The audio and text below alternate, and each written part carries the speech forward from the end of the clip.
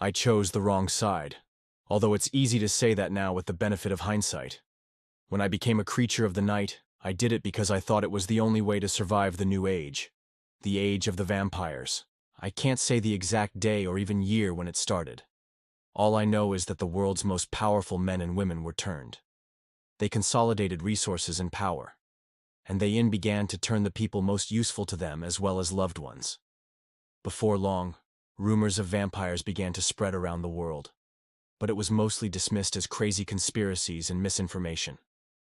By the time the leaders of darkness fully revealed themselves to the world, it was already too late. Humans were being rounded up into camps like cattle for the vampires.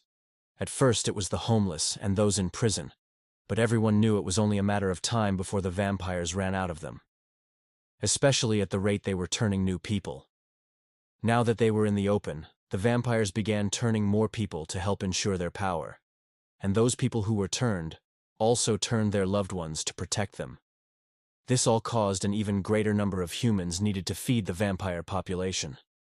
It wasn't long before all humans were being hunted down to be used as cattle for the vampires. It was around this time that I was turned.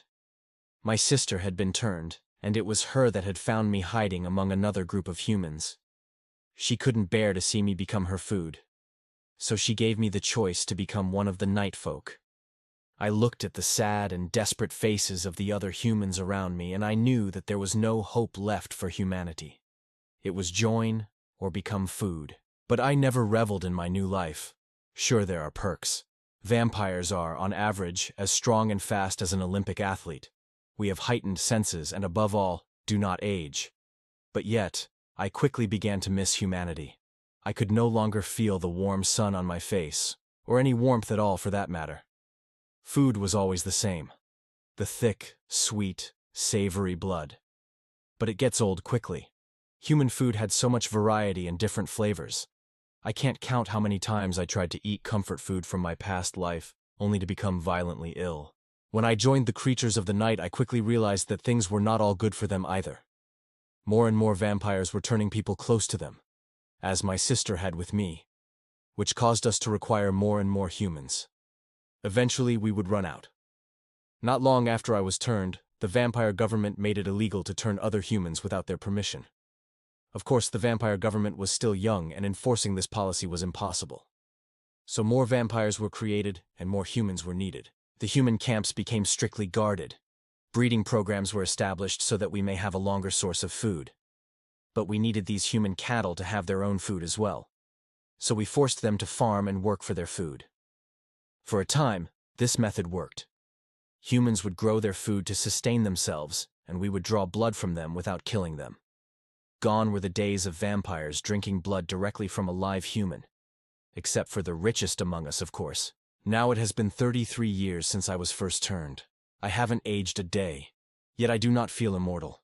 We vampires have made great strides in creating a civilization of the night. We have our own businesses, entertainments, laws. Our homes are fully protected from the sun. But none dare to walk outside during the day. Even with heavy cloud cover, the sun is remarkably painful, and a stray band of light could slice us in two. We tried to create a bodysuit of armor against the sun. But even the most successful model was described as being boiled alive by those that tested it. We had blood banks that we would draw our rations from. At first, blood was easy to come by and vampires thrived. But as the years went by, it seemed there was never enough. The problem was that there were far too many vampires. The blood collectors would draw as much as they could from their humans, often causing them to die from exhaustion when they returned to work. It quickly became apparent that we were running out of humans. It was easier to draw as much as we could from the human cattle than face the fact that the vampire population needed to be culled. I do not doubt that this thought hadn't crossed the minds of the vampire elite. But the last thing this new vampire government needed was a civil war. So they kept the peace among us by dwindling our precious human reserves. We always knew that there were hidden human conclaves surviving in remote areas. The original plan was that we would give them time to reproduce, so that we could round them up and add them to our herds. But as the blood banks began to run out of more and more blood, something had to be done. Among the poorer vampires, there was crime and violence. And our human population was continuously dwindling. it wouldn't be long before all of us were struggling to find blood to sustain ourselves. Blood starvation does terrible things to a vampire. The first symptoms are increased agitation. But long periods of time without human blood causes the vampire to fully lose its mind and become feral. They even begin to take up a more monstrous appearance. These effects were commonly seen amongst the poor vampires. But even middle-class vampires like myself were struggling, as it seemed there was only just enough blood to keep us alive. Of course, alternatives to human blood had been tried many times, but no combination or type of animal blood could satisfy a vampire's thirst or provide any nutritional value. Lab-grown blood was also a failure on all attempts. It's like our bodies could tell the difference and would only settle for the real thing. But worst of all were the feral vampires who attempted to drink the blood of other vampires. These poor fools only sped up their madness and affliction when they drank vampiric blood. Of course, one could hardly blame them, as the loss of rational reasoning was a symptom of blood starvation. Despite the losses of many lower-class vampires, it is likely that the age of vampires would have survived, if not for the arrival of the Children of the Sun. When the lower-class vampires began to turn into mindless feral monsters, the vampiric government sent out military squads to eliminate them. This culled our numbers and allowed the rest of us to survive on the blood that we had. But just barely. But it was around this time that the highly militant and organized group of humans named the Children of the Sun made themselves known. I believe that the Children of the Sun had been long preparing themselves for their revenge. The offspring of humans who successfully fled into remote regions had been training and researching their whole lives to take us down. There were always stories of a few vampires going missing, but most believed that they had committed suicide in the sun from the common vampiric depression. I believe now that some of these disappearances were due to humans capturing vampires and experimenting on our weaknesses. The Children of the Sun knew weaknesses we didn't even know we had. Of course, there was the sun, our greatest weakness. Even a sliver of sunlight was enough to burn through us instantly. But we quickly learned of other weaknesses that could be exploited. While we could quickly regenerate from normally mortal wounds, except those that damaged the heart or brain, any wound caused by copper, silver, or gold would not heal. Crucifixes and other holy symbols were originally believed to do no harm to us. However, a holy symbol wielded by someone of profound faith causes us to hear the angry screams of the souls we have drunk from. I am told that the effect is debilitating. They also created a true holy water. I am not sure how it is created or blessed or whatever, but it is just as deadly as sunlight to us. We know that the Children of the Sun are very small in number. They work as highly effective guerrilla fighters and only strike during the day. It is likely that they very rarely return to the hidden human conclaves as not to reveal their locations.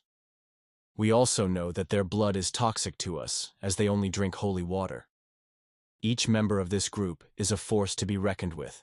They began by striking at our most vulnerable point, our food source. They would rarely rescue these humans, as it seemed it was easier to execute them. I believe that this was because they had no safe place to store them, and their lack of training was likely to compromise the Children of the Sun. Whatever you may think about their abhorrent methods, it worked. All of us vampires were beginning to feel pangs of hunger. We even began to be paranoid about the blood we did have. These humans would break into blood banks and subtly contaminate our reserves with holy water. I personally watched a fellow colleague incinerate from inside out after drinking contaminated blood. In fact, I was only a second from drinking the same blood as him before he screamed in agony. As if this weren't enough, they would target our homes during the day and burn them down. They would assassinate competent leaders and military personnel. They laid traps for the vampiric squads that hunted them down. The Children of the Sun were a holy crusade come to end the age of the vampire. But truthfully, the Children of the Sun was just society's natural correction to the corruption that a vampire world was. Vampires were never meant to rule the world. They were always creatures of stealth and shadow. When a vampire steps out of the shadows, it is vulnerable. Humans are adapted to this world. We are simply adapted to being parasites of humanity. The age of the vampire was short indeed. And for that, I think I am glad. Though I chose this side, it was not a decision made out of rational thought. It was a decision made out of fear. I simply didn't want to live as a slave. But truthfully, I have never felt alive since I was turned. although I guess we are considered undead by many, so that may seem like an obvious statement. But I truly feel like a walking corpse. I can no longer feel the warmth of anything. I can no longer taste the foods that I have always loved. Time has no meaning. Nothing in my life changes besides my access to blood. What's the point in living forever if life has no enjoyment? Because of this, I think this is the first time in a long time that I am actually happy. I was never a very enthusiastic vampire, but a vampire I was. It will take a long time for humanity to rebuild, but rebuild they will. I, however, will not be there to see it. Like I said before, I chose the wrong side. If I had chosen the side of humanity, it is likely I would have been long dead by now. But at least my hands would have been clean. I think I would like to celebrate the end of the age of the vampire. I think that I would like to view the sunrise one last time. It has been oh so long since I've seen one.